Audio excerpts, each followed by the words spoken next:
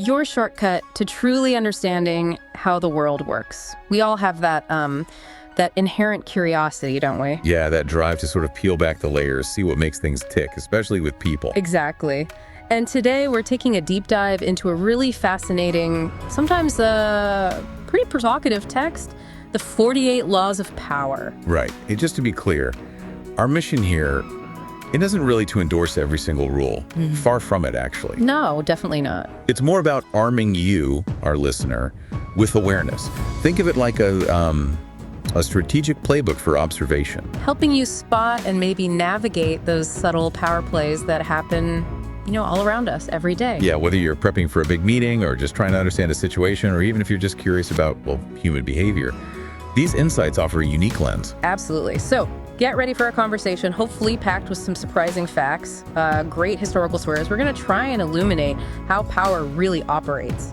And how perception and strategy, they're often, much more critical than just brute force.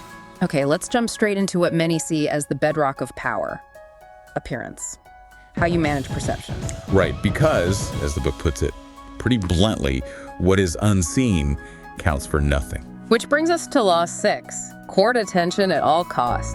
What does that really mean to, stand out?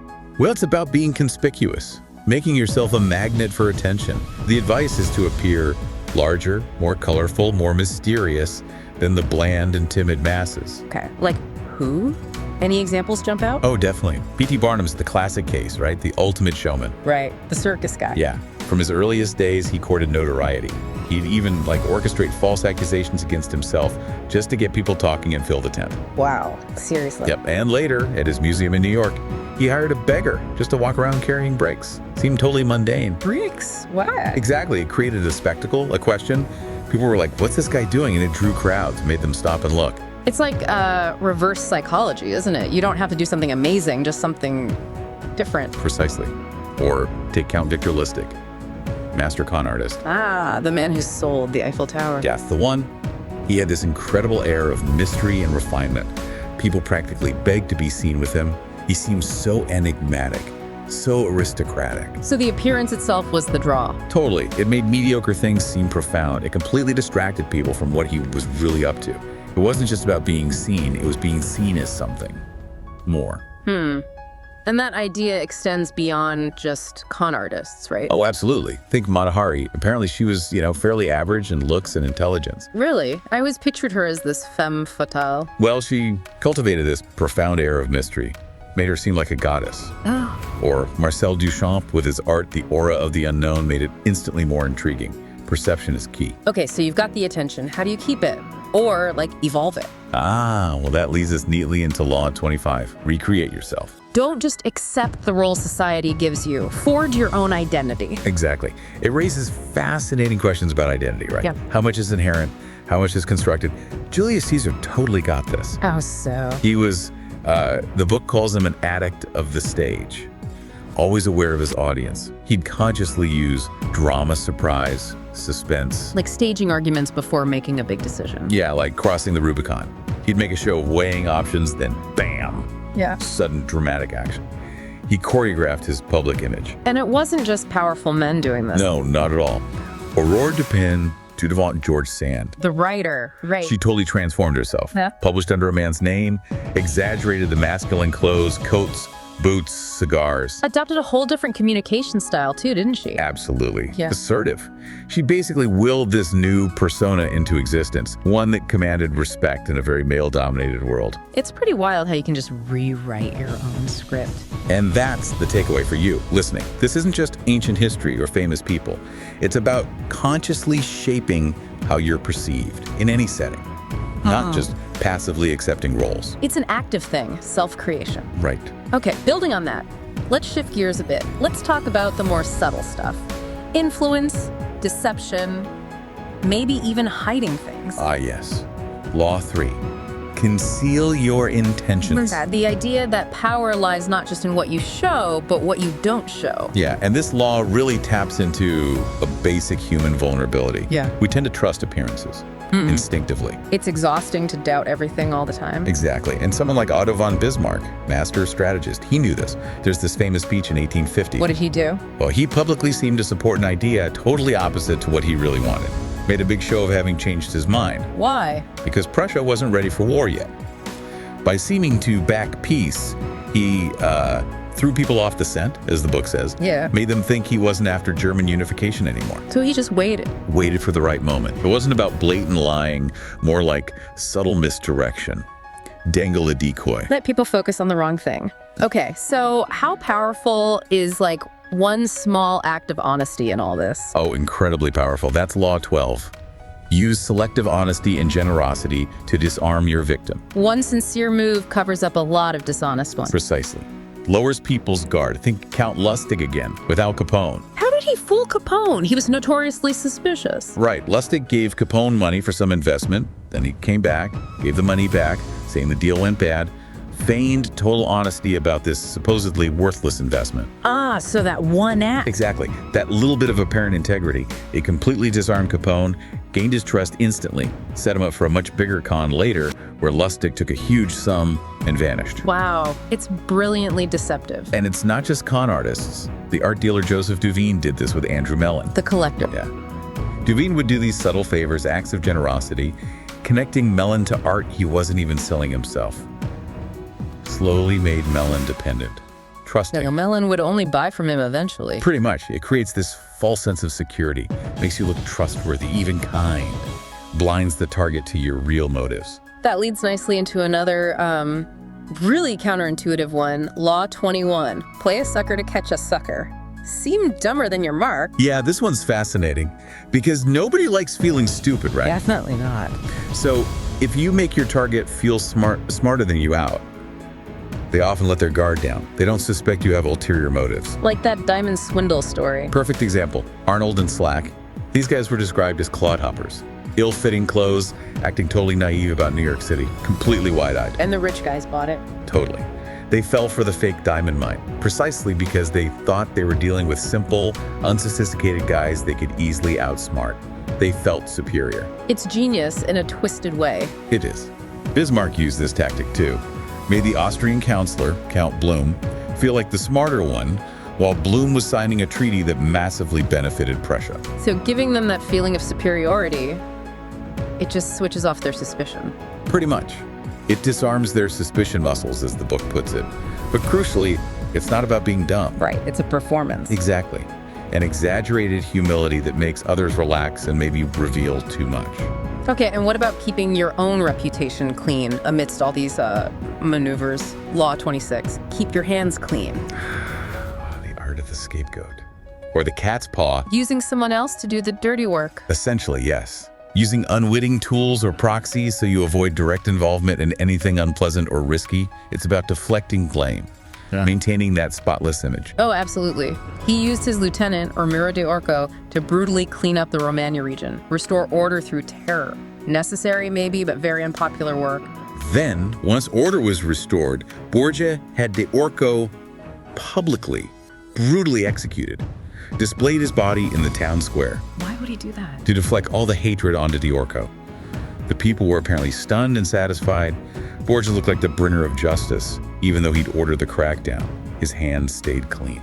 And it's not always about violence, is it, Cleopatra? Right. She used Julius Caesar, then Mark Antony, as her cat's paws. They were the ones who eliminated her rivals, her siblings. They did the dangerous work. While she consolidated power, shielded from looking ruthless. Exactly. It applies whenever you need something done that might cause blowback, but you don't want to be seen as the one doing it. The danger, I suppose, is if people figure out you're pulling the strings. Huge danger. If that screen is lifted, as the book says, it backfires spectacularly.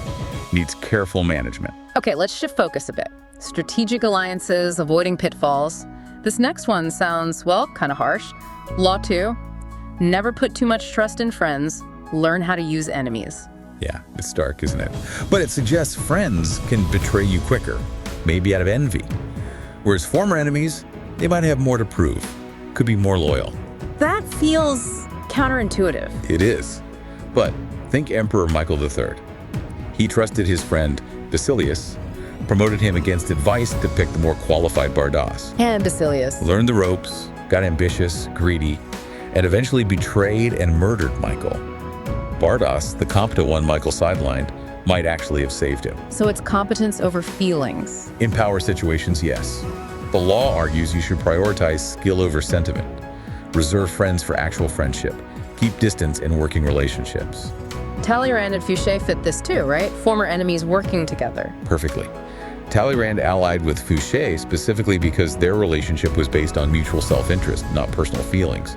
It wasn't contaminated, as Talleyrand put it, and it was highly effective. So the book advises a kind of distance in work. Yeah, all working situations require a kind of distance between people. Keep friends for friendship. Okay, so if friendship isn't the best foundation, what is? That brings us to Law 13. When asking for help, appeal to people's self-interest, never to their mercy or gratitude. Oof, another harsh one. But the point is, past good deeds, often forgotten.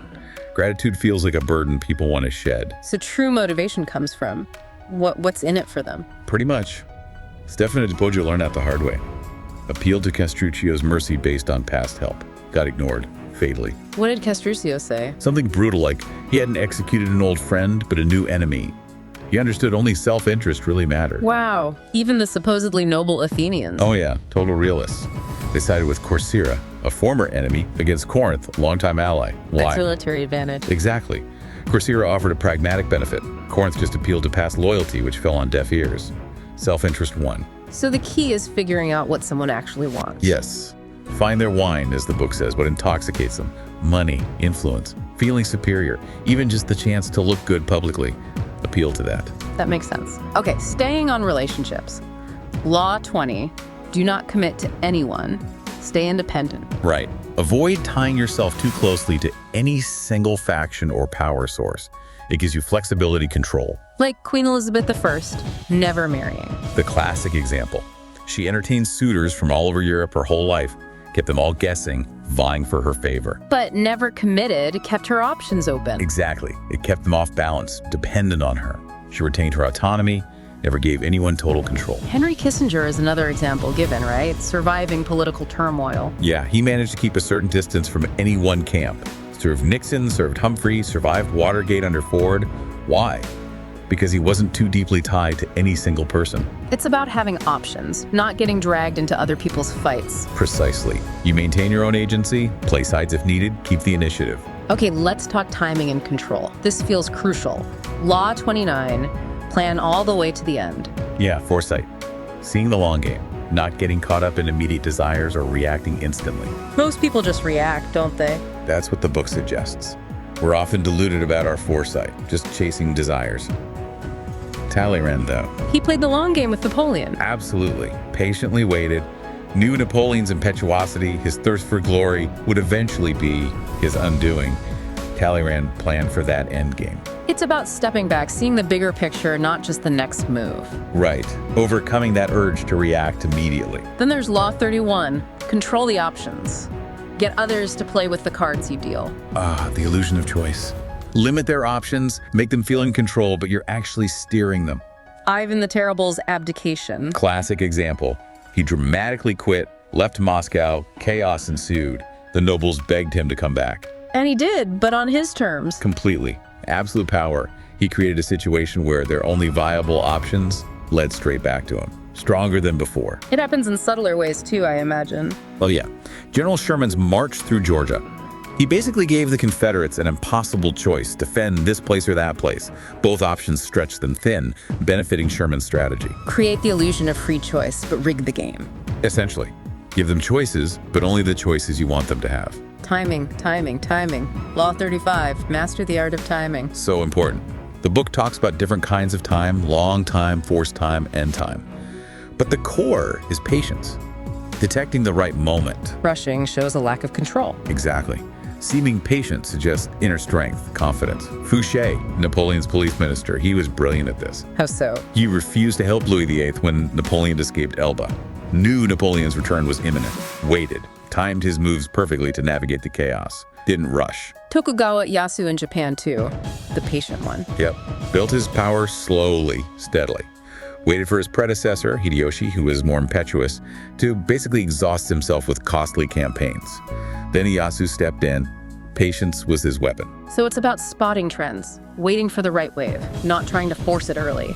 That's the idea.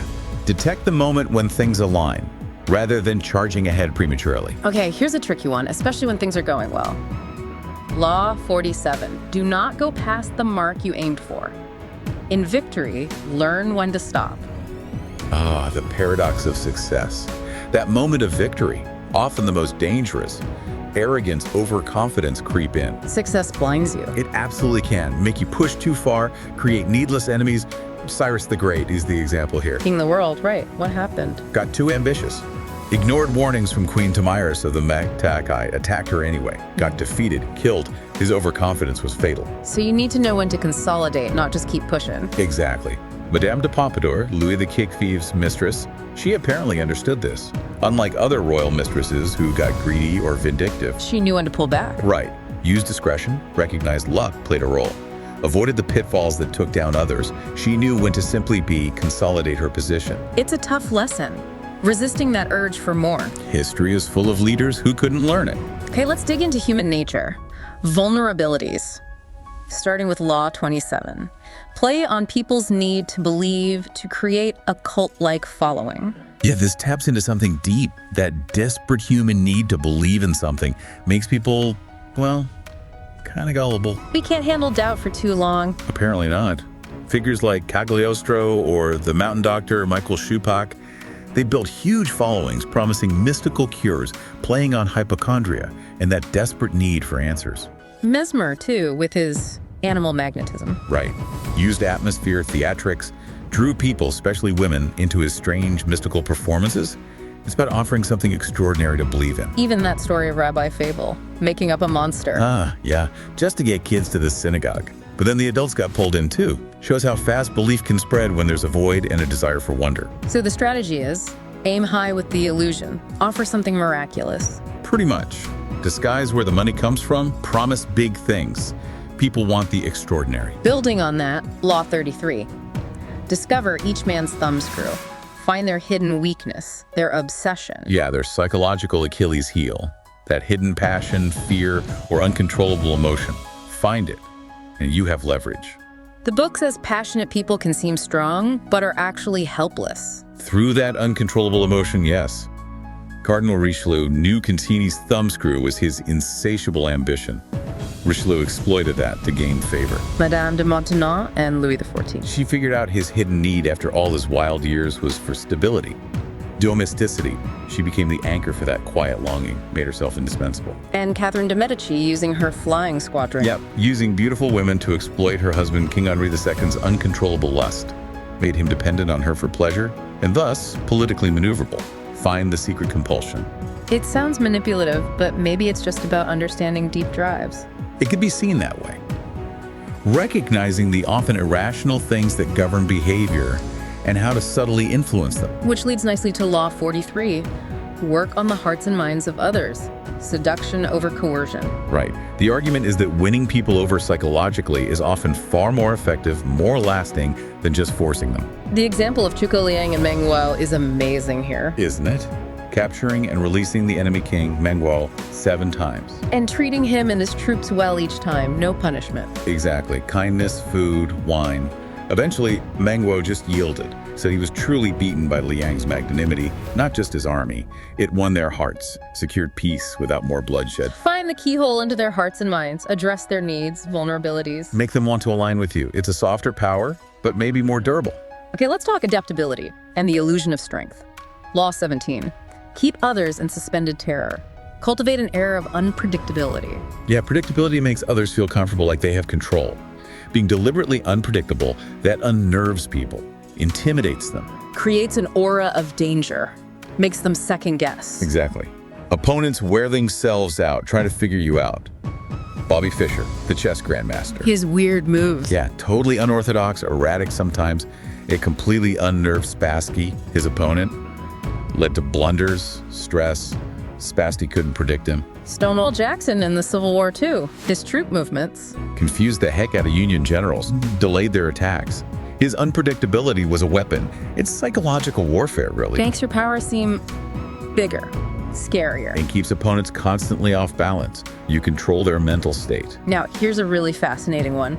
Law 22. Use the surrender tactic.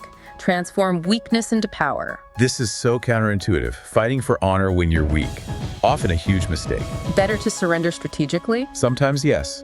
Gain time, recover, wait for your chance. Bertolt Brecht during the McCarthy era is the example. The playwright, what did he do? While other writers fought the House Un-American Activities Committee on principle and got blacklisted or jailed, Brecht sort of strategically surrendered, answered vaguely, charmed them a bit. Why? He knew playing the martyr would silence him. Feigned compliance let him survive, keep working, and ultimately undermine his accusers later. He saved himself to fight another day, on his terms. So surrender conceals great power, allows you to regroup. Exactly. It shows that true weakness is rigidity. True strength is adaptability, even if it means a temporary retreat. Which brings us perfectly to the final law we'll discuss, Law 48. Assume formlessness, ultimate adaptability. This is kind of the capstone principle. Nothing's fixed. No law is absolute. Being fluid, adaptable like water, that's the best protection. Because taking a fixed shape makes you a target. Right. Look at Sparta. Rigid military order. Worked for a while, but ultimately collapsed against Athens' greater fluidity and adaptability. Athens adapted even after losing its empire. Yeah, became a cultural economic hub. Because they weren't locked into one rigid structure. Mao Zedong's guerrilla tactics too. Formless warfare. Dispersing, never fix. Exactly. Yeah. Inspired by the game, goes around, don't just attack head on. Made his forces incredibly hard to pin down. T.E. Lawrence in the desert too. A war of detachment, using the desert itself. Containing the enemy with a threat of the vast unknown rather than constant direct fights. Be ungraspable, elusive. Like Proteus, the sea god who could change shape. That's the ideal. The ability to change shape, adapt to any circumstance, that's the ultimate power, because you're never an easy target. Okay, winding down now, but let's hit a few crucial pitfalls. Things to avoid. Law 16. Use absence to increase respect and honor. Ah, the double-edged sword of presence. Be there too much, you become commonplace. A habit, your value drops. But strategic withdrawal increases desire, respect. That's the idea. Diocese, the judge in ancient media. People took him for granted, so he withdrew. And they begged him to come back. Yep, and granted him ultimate power. They only appreciated him once he was gone. Absence created value. Ninon de Lenclos, the courtesan, advised this too, right? Yeah. About love dying of indigestion. Huh, yeah. She'd constantly make feints at withdrawal from lovers to keep them keen, keep her value high, create scarcity. But there's a catch, isn't there? Big catch. This only works after you've established presence. If you withdraw too early, you're just forgotten. It's about timing that absence strategically. Okay, next pitfall. Handling annoyances, attacks. Law 36. Disdain things you cannot have. Ignoring them is the best revenge. Yeah, because acknowledging something, reacting to it, gives it power, gives it oxygen. Ignoring it makes it wither. Like Pancho Villa becoming more famous because the U.S. chased him. Exactly. The massive punitive expedition chasing him just amplified his image, turned a regional nuisance into an international figure. Ignoring him might have kept him smug. Henry VIII ignoring the Pope's threats. Just moved on, broke with Rome, didn't engage in their threats, just made them irrelevant by ignoring them.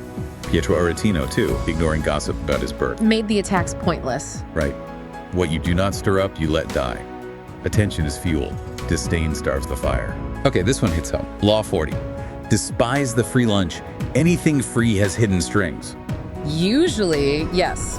A hidden trick, an obligation, a cost down the line. True worth is worth paying for. Pizarro's El Dorado expedition following free leads? Led them deeper into the deadly jungle. The free info from the Indians who wanted them gone cost them dearly. But generosity can be strategic, like Aretino's spending lavishly. Yes, but it's an investment. Aretino bought influence, acceptance. Rothschild spending on French culture to gain social entry. Louis XIV's gifts, disarming courtiers. It's about paying your own way to stay free. Exactly. Free of gratitude, guilt, deceit. You owe no one. No one has leverage. Final one we'll touch on, a really tricky social dynamic. Law 46, never appear too perfect. The danger of perfection. It breeds envy, and envy is silent, corrosive. Can destroy you from within your own circle. Absolutely. The playwright Joe Orton, his success, his perceived perfection, fueled his lover Halliwell's envy, ended tragically. Orton didn't manage that envy close to home. Whereas Cosimo de' Medici, master of deflecting envy, immensely powerful and wealthy in Florence, but always appeared humble, unambitious, aligned himself with a common people, a con artist of appearances. Always making others feel important. Right. Even the Michelangelo and Bramante story. Bramante's envy led him to push Michelangelo toward the Sistine Chapel, hoping he'd fail outside his main craft, sculpture. But it backfired, became his masterpiece. Massively. Bramante's envy became his own torment.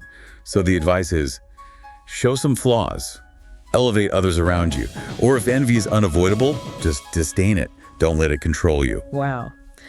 We have covered a lot today, this deep dive into the 48 laws of power. It's really pulled back the curtain on these, well, timeless dynamics. Yeah, we've seen how perception, strategy, psychology, timing, adaptability, they're all just critical for navigating the world. And it's not really about being good or bad, is it? It's more about understanding the game, the dynamics at play. Precisely. And we really encourage you listening to maybe just observe these things in your own life, your interactions. Ask yourself, when you're in a tricky situation, what hidden laws might be operating under the surface? And how might understanding these dynamics maybe shift your perspective on what's actually driving people around you, from the subtle stuff to the big spectacles? Because knowledge is most valuable when it's not just known, but understood and maybe even applied thoughtfully. Yeah, and that continuous journey of learning about human nature, the quiet mechanics of influence, that's perhaps the most powerful deep dive of all. And that was our discussion on the 48 Laws of Power by Robert Greene. If you enjoyed this talk, don't forget to like, share, and subscribe for more powerful discussions on life-changing books. See you in the next video.